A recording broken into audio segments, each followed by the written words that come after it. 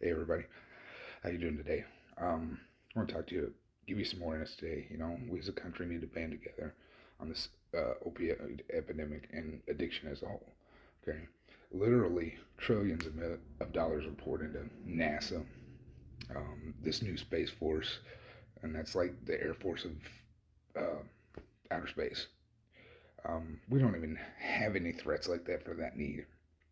Okay, and there's other alphabet agencies out there that are just getting trillions of dollars to operate. Okay, well here's one, being the DEA. Now they propose to be, wanting to stop drugs and get them off the streets for our kids and pushing the kids or cartels are targeting kids. No, I I was looking up some data and doing some research. In 2021, they launched Operation Engage.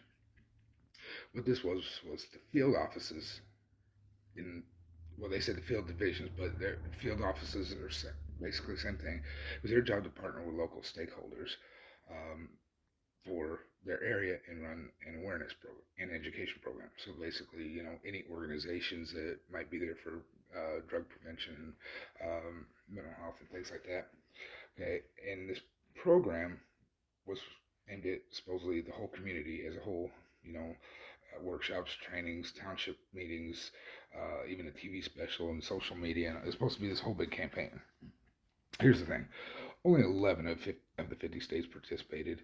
Um, there's at least one field office in every major city in every state, or in at least one major city in every state of this country. Okay, there has to be. That means that federal building holds, FBI, ATF, DEA, all of them. Okay, so why did we only have 11? Okay, 11 states participated. Mind you, the state with the biggest problem, which is here in Appalachia, West Virginia, their state didn't participate. Also, why did the DEA Finance Division postpone any paid media and advertising budgets? So they had to rely on local media, uh, donations and things like that. They partnered with a multimedia company called A Bright Idea to provide the logos, the campaign materials, literature, etc.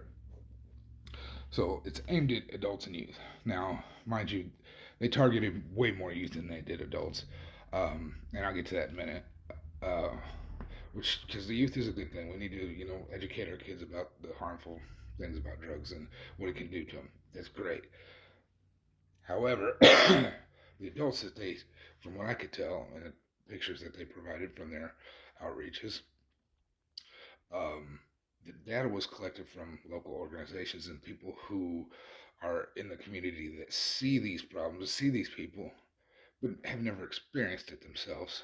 Um, they have very limited budgets, or just it's just people going to and from work and that own businesses in the area. Local lawmakers, there's a good law-abiding citizens that they just have to deal with this going to work and school, and their kids have to deal with it, which I understand they need to be educated as well. However, the youth campaigns were heavily targeted to age groups that where there's a lot of social peer pressure. Um, kids wanting to look cool because their friends say, "Oh, I tried this," and then they want to say they tried it too.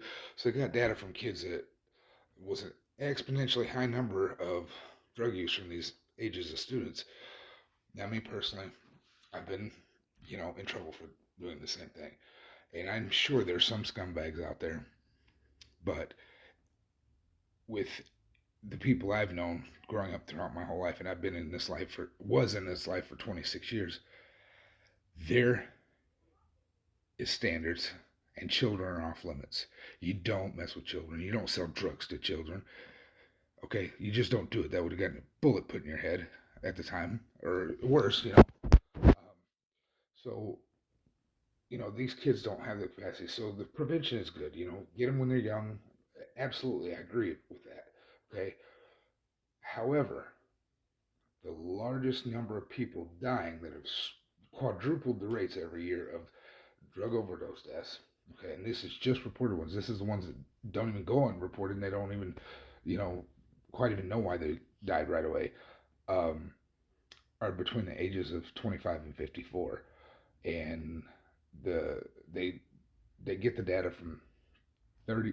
They get the data per 100,000 people, the death rates. Okay, so between ages of 25 and 54, there was between 36 and 54 deaths per 100,000 people in America just in 2021, and I think it was a little bit higher in 2022.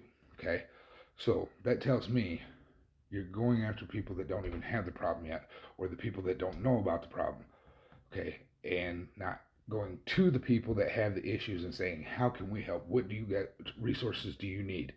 And funneling money into giving some of these organizations that are trying to help these people money, because yes, it is good to educate the public, but how can you educate the public when you don't even know what the problem is? We're sitting here locking people up, um, harsher sentences, and longer sentences, and these things are having the opposite effect. Okay, and the DEA wants to sit there and say that they're targeting our kids. No, they're not. They're simply pushing it into this. It's getting into the country by the borders that we should be locking down. That's part of the issue. Close this stupid border would be. It would reduce the rates. But putting people in prison and jail, and mind you, granted the DEA goes mostly after the bigger guys, but they partner with local law enforcement, and I live in a small town, and it's horrid. That's the first thing they look for in any situation. They want to find drugs. Okay, and to have that stigma on every single person, it really takes a toll with your local law enforcement. People can't partner. There's no trust there. Okay, because the way people are treated. Okay, yes, I have a drug felony. Okay, I choose to not let it define me. However, there's people out there that are still struggling in addiction that can't, get out of this on their own. They need this help. They need some understanding. They need some hope. They need some compassion. They need some love. All right. Those are the things that are going to help get them out of there. Not looking at them and saying, "Oh, well, they did it to themselves. They deserve what they get."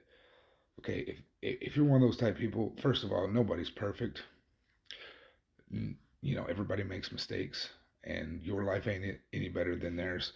Okay, and just because you might have a job or you might have a home or something like that, there's people out there cheating on their wives and beating their wives up, and going to church and acting like they're you know the perfect person. But God and our Creator says that no one sins greater than the other. So if you've lied to your wife about spending too much money, or you cheated on it, that's just the same as murder in His eyes. So don't think you're perfect. These people need love and compassion and help, and too many people in this country are dying. We're already jumping to go help in campaigns uh, in other countries, and we have a huge problem right here that we need to take care of first, because you have to understand our government, they use that stuff to cover things up and get your attention diverted. Let's wake up. Okay, if these people were putting out these, I never even heard of this Operation Engage until I decided to research it, some information, and I'm like, well, this is astounding. Apparently there was a TV special, social media post put on by the Mark Wahlberg Foundation and other community organizations, and I didn't hear a thing about it. Okay, it was originally supposed to be launched in 2020, but because of COVID, which it's a whole nother thing itself, um, they, postponed it till 2021. Okay, and mind you, I had a broken knee in 2021. I was on social media a lot. I didn't have nothing else to do. I sat in a chair and played on the phone, been on social media. Never once. And Michigan was one of the states, and that's where I was. Never once did I hear a thing about it. So does that tell you anything? Um, this is a problem. This is a problem, people.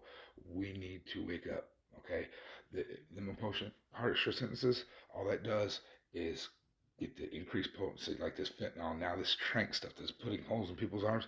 That's what's getting put into it, because guess what? If they're going to impose higher sanctions, they're going to put less drugs in here, but they're going to make them more potent. So lock the stupid border down, arm it, and quit letting them in here just so judges and lawyers and police officers have complete jobs and things like that. It's a profit thing. Let's start saving some lives and get with the program.